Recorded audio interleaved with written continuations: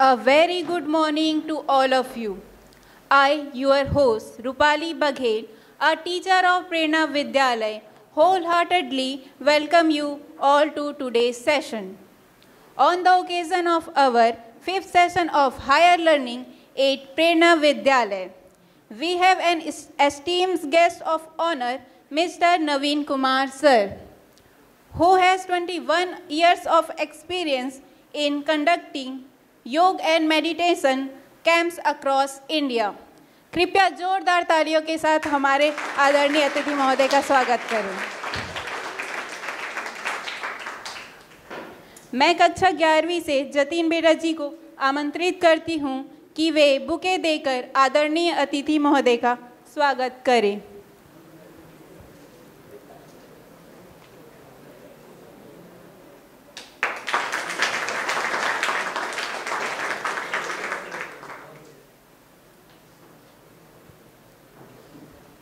Thank you बेटा जी। Again a very warm welcome to you sir. आज के इस हायर लर्निंग सेशन को आगे बढ़ाने से पूर्व मैं प्रेरणा विद्यालय द्वारा आयोजित इस हायर लर्निंग सेशन का उद्देश्य आपके समक्ष रखना चाहूँगी। इस तरह के सत्र के पीछे अंतर्निहित उद्देश्य किसी प्रतिष्ठित पद पर एक प्रमुख व्यक्ति को आमंत्रित करना है जो समाज में सम्मानजनक स्थान रखते हैं और समाज के लिए नेक कार्य करने वाले कार्यकर्ताओं में शामिल हैं। उनसे मिलने और ऐसे व्यक्तियों के अनुभवों को जानने से हमारे बच्चे न केवल उनके द्वारा प्रदान की गई प्रेरणा लेते हैं बल्कि उनके द्वारा ऐसे पद तक पहुंचने के मार्ग भी प्रशस्त हो जाता है। We are very lucky that we have got a chance to listen to you today. Before handing over the mic to you, sir, I would like to briefly introduce you to our audience. Mr. Naveen Kumar is from Gaya in Bihar. He is a postgraduate in yogic science. Professionally, he comes with 21 years of experience in conducting yoga and meditation camps across India. He has conducted yoga sessions in central jails, medical colleges, engineering colleges, NGOs, and many other institutions. Now, without any further delay, I would like to hand over the mic to our guest speaker, Mr. Naveen Kumar Sir. Please welcome him with a big round of applause.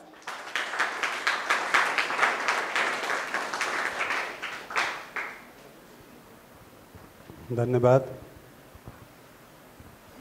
सभी को नमस्ते।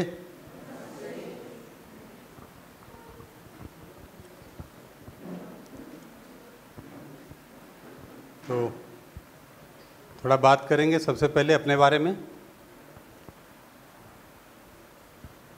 तो मेरा नाम नवीन कुमार, मैं गया से आया हूँ। गया एक छोटा सा डिस्ट्रिक्ट है बिहार में। गया को हम जानते हैं बोध गया से पूरे विश्व में लोग जानते हैं। बोध गया बुद्ध भगवान के नाम से जाना जाता है। महावीर बुद्ध ये बिहार में हुए, तो बुद्ध को ज्ञान प्राप्त हुआ गया में, ऐसा कहते हैं, बोध हुआ। तो उस पर थोड़ा बाद में बात करेंगे। तो मैं गया से हूँ, तो मेरा जन्म गया में हुआ। बचपन से मैं अपने को देखता हूँ, जब से याद आता है कि मैं कहाँ हूँ, तो दिखता है कि अपने गांव में, छोटे से गांव में पला बढ़ा। वहाँ एक सरकारी विद्यालय, हाँ, सरकार के द्वारा संचालित विद्यालय में प्राइमरी एजुकेशन हुआ। वो प्राइमरी एजुकेशन एक ऐसी व्यवस्था होती थी पहले, जहाँ आप ज़मीन पर ही बैठकर शिक्षा दीक्षा ग्रहण करते थे। अच्छा, वहाँ ऐसी व्यवस्थाएं नहीं थी कि बेंच है, कुर्सी है। तो घर से हम लोग वो बोरा एक होता है ना, तो बोरा लेकर जाना है, उसी में किताब लपेट कर ले जाना है, बोरा खोल देना है, बोरे पे बैठना है, किताब के साथ पढ़ाई लिखाई करना है। ऐसी व्यवस्थाओं के साथ अपने को देखता हूँ बचपन में। हाँ, तो वहाँ पढ़ाई लिखाई हुई। फिर गया से ही आगे फिर हाई एजुकेशन, फिर कॉलेज, गया कॉलेज, शहर का जो एक कॉलेज होता है, तो उससे कॉलेज पूरा हुआ। यूनिवर्सिटी, मगध यूनिवर्सिटी से एजुकेशन पूरा हुआ। तो ये तो क्रम है जो एक परंपरा में है कि एजुकेशन करना है ना। बचपन से आप पढ़ाई लिखाई करते हैं, 10th करते हैं, 12th करते हैं, ग्रेजुएशन करते हैं, पीजी करते हैं, तो ये तो पता रहता है कि ये तो करना है, आगे कुछ करना है। तो ये चलता रहा। लेकिन मुझे एक बात याद आती है कि जब मैं लगभग 7-8 साल का था, तो मेरा गांव बिल्कुल इस जगह पे है कि वहाँ से मेरे छत से बोध गया का मंदिर दिखता था। वो 3 किलोमीटर का रेंज होगा। अभी तो नहीं दिखता है क्योंकि इतने अब वहाँ पे बिल्डिंगें बन गई तो मंदिर वो ढक गया। पहले मैं देखता था अपने छत से खड़ा होकर सुबह सुबह, तो मंदिर दिखता था। तो एक जिज्ञासा होती थी कि ये क्या है। तो घर वाले बताते थे कि ये बोध गया का मंदिर है। तो बोध गया क्या है? तो भगवान बुद्ध को कुछ ज्ञान प्राप्त हुआ है। फिर धीरे धीरे एजुकेशन में आप इसको पढ़ने भी लगते हैं, तो फिर हमारी पढ़ाई में भी ये शामिल हो गया। तो भगवान बुद्ध के बारे में पढ़ा कि भगवान बुद्ध कौन थे, क्या इन्होंने किया। तो आप लोग कितने लोग जानते हैं भगवान बुद्ध के बारे में? जानते हैं? अच्छा। तो बौद्ध परंपरा अपने देश में है। कई परंपराएं हैं ना, जैन परंपरा, बौद्ध परंपरा। तो बौद्ध परंपरा बुद्ध के द्वारा ही स्थापित है। उसमें भी अष्टांगिक मार्ग और बहुत कुछ बताया गया है, जिससे जीवन को हम कैसे अच्छा से ठीक से व्यवस्थित होकर चलाएं और ठीक से जिएं। ये कुछ तरीके बताए हुए हैं उसमें। तो बोध गया को समझना, तो मैं लगभग 7-8 साल का रहा होऊंगा, तो बोध गया माँ के साथ गया था पहली बार, मुझे याद है।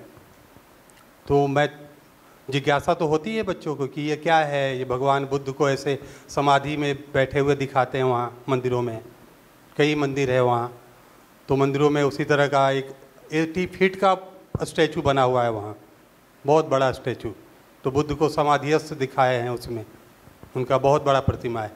तो देख के ये था कि क्या है, ये क्या होता है। तो बुद्ध भगवान को ज्ञान हुआ, सिद्धार्थ को यहाँ ज्ञान हुआ, ये बुद्ध बने। तो ये मन में आता था कि ज्ञान क्या होता है। तो मुझे याद है कि माँ बोली थी ज्ञान हो गया। जवाब नहीं था उनके पास कि क्या होता है। तो ज्ञान हुआ, लेकिन मन में क्वेश्चन तो बनता ही कि क्या होता है, ज्ञान क्या होता है। जैसे हम लोग पढ़ाई कर रहे हैं तो हम लोग को भी तो ज्ञान हुआ है, तो इनको अलग क्या हो गया। लेकिन मुझे याद है कि ऐसा कोई जवाब नहीं आया था। लेकिन ये बहुत सालों के बाद समझ में आया, जब मध्यस्थ दर्शन में हम लोग आए, है ना, तब यहाँ पता चला कि बोध क्या होता है, ज्ञान क्या होता है। हाँ, भले अभी उसकी अनुभूति नहीं है, साक्षात्कार नहीं है, बोध नहीं है, लेकिन सूचना मिली यहाँ आकर। तो ऐसे एक क्रम चला, पढ़ाई लिखाई चलती रही। पढ़ाई करने के बाद, 12th करने के बाद ये मन में होता है कि क्या करना है। तो 2 ही ऑप्शन थे उस समय भी, अभी भी है। अब तो कुछ कई डायमेंशन से हम कुछ और भी देख पा रहे हैं, लेकिन हमारे समय में तो यही होता था कि या तो डॉक्टर बनना है या इंजीनियर बनना है ना। आप सबको क्या लगता है, कितने लोगों को लगता है कि डॉक्टर बनना है कि इंजीनियर बनना है? किनको डॉक्टर बनना है, किनको इंजीनियर बनना है, थोड़ा बताइए। 12th के जो बच्चे हैं उनमें से कितने लोगों को ये लग रहा है कि मुझे डॉक्टर बनना है, या किनको लगता है कि मुझे इंजीनियर बनना है? हाँ, तो लगता ही है, ये जेन्युइन है ना। तो उस समय ये लगता ही था। तो मैं फिर मुझे लगा था कि डॉक्टर बनना अच्छा है। डॉक्टर को देख के अच्छा लगता था कि ये लोग ठीक काम करता है, सेवा करता है, कुछ ऐसा कुछ होता होगा मन में। तो फिर डॉक्टर बनना है तो फिर बायोलॉजी सेक्शन में जाना है, मैथ अच्छा होते हुए भी बायोलॉजी में जाना है, ये स्वीकार हुआ। तो बायोलॉजी में गए, बायोलॉजी से फिर किया, एजुकेशन आगे बढ़ा। 12th करने के बाद फिर धीरे धीरे कोई और कन्वेंस कर दिया आकर कि डॉक्टर ठीक नहीं है, आईएएस करना है। बिहार में आईएएस करते हैं, हाँ, सीधा एकदम डीएम बनना है। तो डीएम बनना है तो फिर बायोलॉजी के साथ चलना है। तो नहीं, बायोलॉजी के साथ नहीं चलना है, अब कुछ सब्जेक्ट बदलना पड़ेगा। तो हिस्ट्री पढ़िए, पोल साइंस पढ़िए, ये सब पढ़िए कुछ। तो बोले हम लोग तो साइंस स्ट्रीम के हैं। तो आप तो अच्छा, उस समय ये होता था कि साइंस वाले आर्ट्स वाले को बड़ा नीचे देखते थे। अभी भी देखते हैं क्या? अभी ऐसा नहीं है ना। साइंस वाले अपने को लगता था कि हम कुछ बहुत स्कॉलर लोग हैं, और जो आर्ट्स सब्जेक्ट से पढ़ाई करते थे वो थोड़ा कमज़ोर हैं, ऐसा मानते थे। जबकि ऐसा था नहीं, आज भी नहीं है, कल भी नहीं था, लेकिन ऐसा एक वातावरण होता था। तो फिर लगा कि अरे साइंस से भी आर्ट्स में जाना पड़ेगा, ये तो ठीक नहीं है। डीएम बाद में बनेंगे, यूपीएससी बाद में होगा, लेकिन अभी ठीक तो नहीं लग रहा है। लेकिन फिर कन्विंस होना पड़ता है, किसी ने किया कन्विंस तो कन्विंस हो गए कि नहीं ठीक है, ये तो ठीक है। फिर उसमें आगे पढ़ाई करते करते फिर थोड़ा प्रतियोगिता दर्पण पढ़ना, तैयारी करना, है ना। प्रतियोगिता दर्पण अभी भी आता है मैगजीन, तो वहाँ से पढ़ाई करना, फिर कोचिंग क्लासेस जाना, वो तैयारी करना। और धीरे धीरे तैयारी करते करते क्या हुआ कि मुझे कुछ ऐसे लोगों से भेंट हो गई जो वो इंग्लिश बड़ा अच्छा बोलते थे। और मैं चूँकि था हिंदी मीडियम वाले स्कूल से पढ़ के आ रहा था, तो इंग्लिश वैसा कुछ था नहीं, तो मुझे बड़ा वो सम्मोहित किया कि ये इंग्लिश बोलना बहुत ज़रूरी है, डीएम बनना तो बाद की बात है, इंग्लिश बोलेंगे तो फिर बढ़िया होगा, तो इंग्लिश सीखना चाहिए। तो फिर कैसे सीखना है, तो पता किया तो पता चला कि कुछ इंस्टीट्यूशंस हैं शहर में, वो इंग्लिश सिखाते हैं। तो 1 साल में 6 महीना में ऐसा कुछ उनके पास कोर्स डिजाइन होता है। तो हम लोग 2-4 मित्र थे, तो ये डिसाइड की कि चलो इंग्लिश सीखते हैं। तो 2-4 महीना में सीख लिया इंग्लिश, फर्राटेदार इंग्लिश बोलना शुरू किया। इंग्लिश बोलना भी हो गया, लेकिन तैयारी साथ में चल ही रही थी। तो तैयारी साथ में चल रही थी, तो यूपीएससी का एक तैयारी एक साथ है, वो पता है कि वो लंबा प्रोसेस है, तो साथ में कुछ करना भी है। तो उसी दौरान ये लगा कुछ मित्रों को कि ऐसा करते हैं कि कुछ अर्निंग भी होना चाहिए। अब 12th के बाद कितना पैसा मांगोगे घर से, है ना, माता पिता से कितना पैसा मांगोगे, तो कुछ थोड़ा अर्निंग भी होना चाहिए। तो इंग्लिश सीख गए, बोलना सीखने में आ गया, तो कुछ लोगों को सिखा सकते हैं। और साथ में कंप्यूटर भी हम लोग सीखे थे, तो कंप्यूटर सिखा सकते हैं। तो ये मन में आया, तो चलो कुछ सिखाने का कार्यक्रम भी शुरू करते हैं साथ में, और साथ में तैयारी चलती रहेगी। अब इंग्लिश का एक इंस्टीट्यूशन शुरू किया, स्पोकन इंग्लिश, कंप्यूटर का इंस्टीट्यूशन शुरू किया। ऐसे कर करके 99 में वो शुरू किया था, दूसरे शहर में जाकर। वो हमारे शहर से लगभग 300 किलोमीटर है, वो बैजनाथ धाम, देवघर, झारखंड में भी आता है। अच्छा, ये हुआ कि वहाँ शुरू किया, तो ये नहीं था कि यूपीएससी का प्रिपरेशन छोड़ देना है, लेकिन ये इंस्टीट्यूशन में इतना इन्वॉल्व हो गया और ये इंस्टीट्यूशन इतना चल पड़ा और पैसा इतना आने लगा कि वो धीरे धीरे छूट गया यूपीएससी उधर।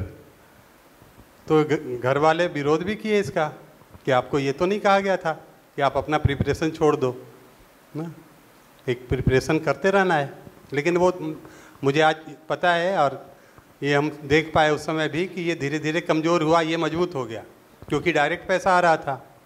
अच्छा, इतना पैसा आ रहा था कि उस समय बगल में, हमारा इंस्टीट्यूशन के बगल में एक बैंक हुआ करता था, पीएनबी, आज भी वो सेंटर है वहाँ हमारा, तो हम लोग तो बंद कर दिए उसको।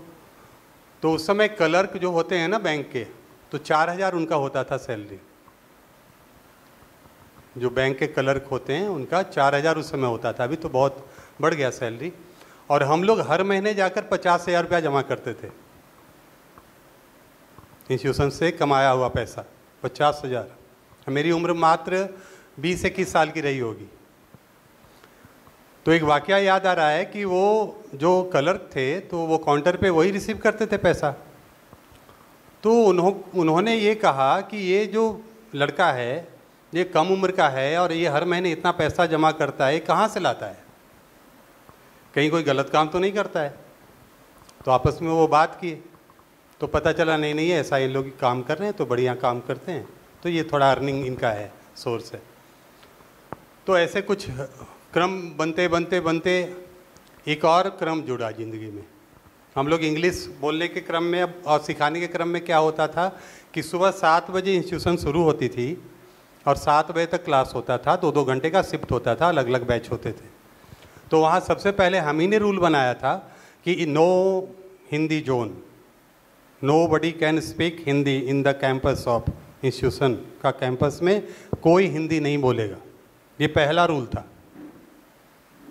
तो अब आपने ही रूल बनाया है तो आप कैसे हिंदी बोलोगे, तो मुझे भी हिंदी नहीं बोलना है। अब ये दिन भर जो इंग्लिश बोल बोल के जो थकता था मैं, तो मुझे कभी कभी छत पे जाना पड़ता था हिंदी बोलने के लिए। हाँ, क्योंकि जो बच्चे आ रहे थे वो तो 2 ही घंटा सफ़र करते थे, उनको तो सीखने का भी था कि सीख लेंगे ऐसे। एक तो वो क्लास हो रहा था, वो तो एक पार्ट था।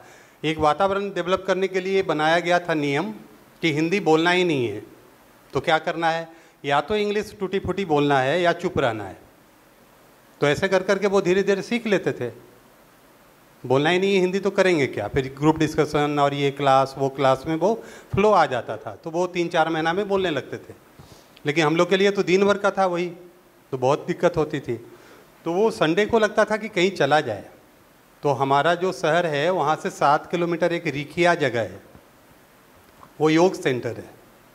तो हम लोग घूमने के लिए चल जाते थे संडे को, तो वहाँ देखते थे मेडिटेशन कोई कर रहा है, बाबा जी हैं वहाँ जो गुरु जी वो मेडिटेशन करा रहे हैं, और वहाँ देश विदेश से लोग आते थे।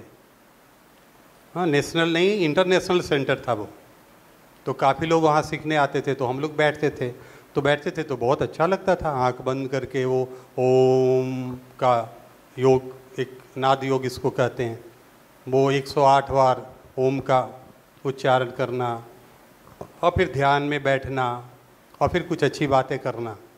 तो लगता था ये काम बड़ा अच्छा है, हम लोग तो गलत काम में फंसे हैं। ये देखो काम भी अच्छा है, सुकून देता भी है, और ये लोग पैसा भी कमाते हैं, तो क्यों नहीं ये काम किया जाए। वहाँ से वो शुरू हो गया, धीरे धीरे धीरे धीरे वो इंग्लिश छूटता गया, योग पकड़ में आ गया। तो 2-4 साल के बाद फिर योग, तो उसके लिए फिर बढ़िया सीखना है, तो हरिद्वार जाना है, ऋषिकेश जाना है, भारत के जहाँ जहाँ अच्छे लोग हैं जो अच्छा सिखाते हैं वहाँ वहाँ जाना है ना। फिर योग में कोर्स करना है, ये सब शुरू हो गया। तो फिर लगभग 2005 के बाद ये ऐसा हो गया कि योग में मन लगने लगा, इंग्लिश से मन धीरे धीरे कम हो गया, मन नहीं लगता था फिर, और योग में मन लगने लगा, तो योग ही एक करियर हो गया, ऐसा धीरे धीरे बन गया। अब यूपीएससी का प्रिपरेशन भी बंद हो गया, इंग्लिश का इंस्टीट्यूशन भी बंद हो गया, कंप्यूटर का इंस्टीट्यूशन भी बंद हो गया, है ना। तो ऐसे क्रम बढ़ा आ गया। अब योग में क्या हुआ कि योग में फिर कैसे विश्वास बना कि हम लोग सेशन करते थे शहर में, तो कुछ लोग आते थे सेशन में सुबह सुबह। तो एक लड़का आया जो यूपीएससी का तैयारी कर रहा था दिल्ली में, तो उसको पैरालिसिस हो गया, माउथ पैरालिसिस ये थोड़ा। तो वो क्या हो गया कि वो ये वाला फेस ऐसे टेढ़ा हो गया। तो वो एम्स में और कहीं अच्छे अच्छे डॉक्टर्स के पास वो सलाह लिया जाकर कि कैसे ठीक होगा, अपना ट्रीटमेंट करवाया। तो एम्स में कोई डॉक्टर बताया उनको कि आप योग से ठीक हो सकते हो, और एलोपैथिक इंजेक्शन और एलोपैथिक ट्रीटमेंट में उनको इंजेक्शन कुछ देते थे, बुटेक्स या कुछ इंजेक्शन आता है, तो उससे थोड़ा सा फेस सीधा तो होता था, फिर कुछ देर के बाद वो टेढ़ा हो जाता था। तो बेचारा खाना भी नहीं खा पाता था, लिक्विड लेकर रहना ऐसे, उम्र काफ़ी कम थी। तो वो हमारे सेशन में आया, तब हम लोग बहुत नए नए इसमें आए थे, सीखे थे नया नया, और सिखाने का काम थोड़ा शुरू किया था। तो उस पर हम लोगों ने काम करना शुरू किया कि कैसे ठीक होगा। तो नाड़ी शोधन प्राणायाम थोड़ा करो, थोड़ा मेडिटेशन करो, थोड़ा आसन 1-2 आसन बताए। ऐसे कर करके 3 महीना उस पर हम लोगों ने काम किया, और हमारे कुछ मित्र थे, वो 3 महीना में ठीक हो गया, 100% ठीक हो गया। अब ये जो ठीक हुआ तो लगा कि ये तो चमत्कारिक बात है, ये तो बहुत बढ़िया काम हो सकता है, इसमें कोई औषधि नहीं, कुछ नहीं। और एलोपैथिक भी जहाँ बोल दिया कि अब नहीं हो सकता है, कुछ इंजेक्शन दे रहे, तो वो इंजेक्शन का जब प्रभाव होता था तो तब तक ठीक रहता था फेस, फिर वो ऐसे बेंड हो जाता था।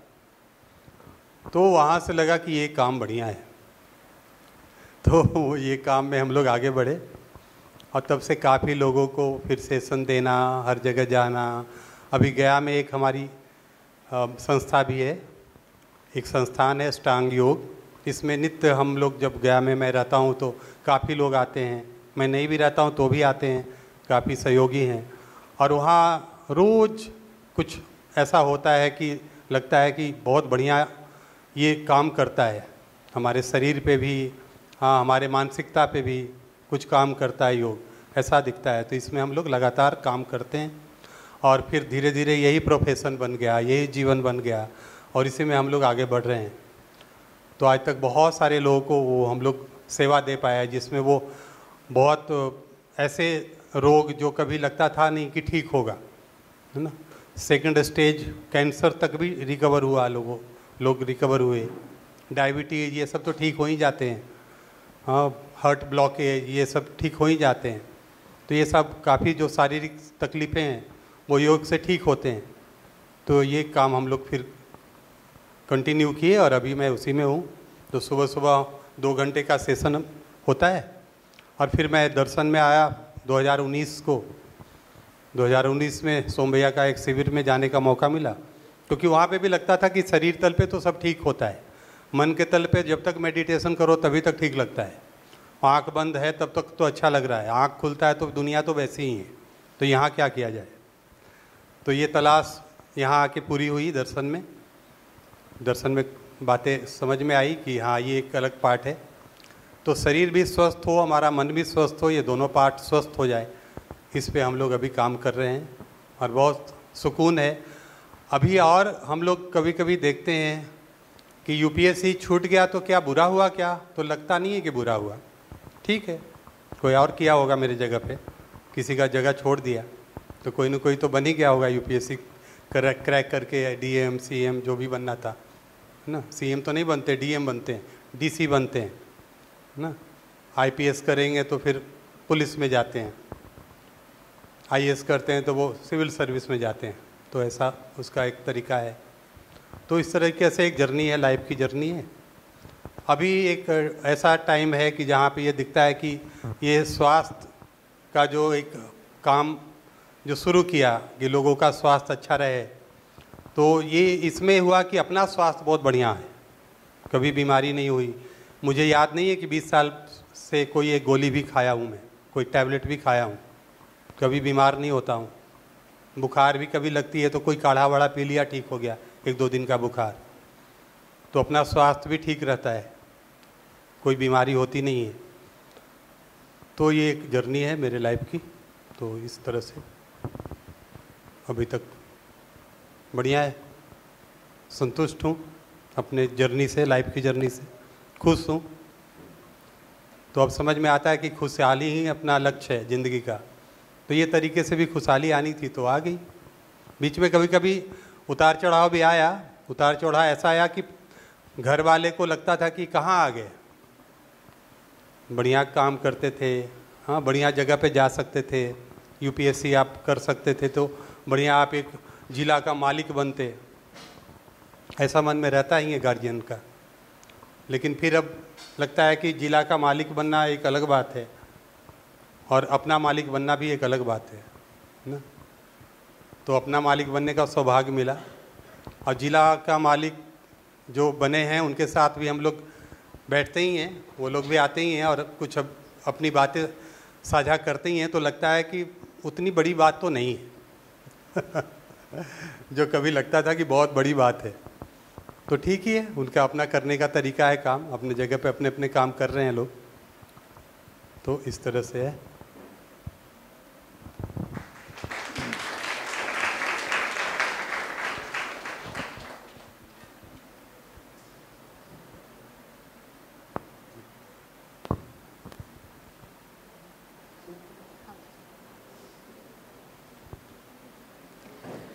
Thank you so much, sir, for your guidance, blessing, and for also sharing your life experiences with all of us. Now it's time for our question answer round. बच्चों जिनका भी क्वेश्चन है वो हैंड रेस करेंगे और अपना नाम और क्लास मेंशन करने के बाद ही क्वेश्चन करेंगे।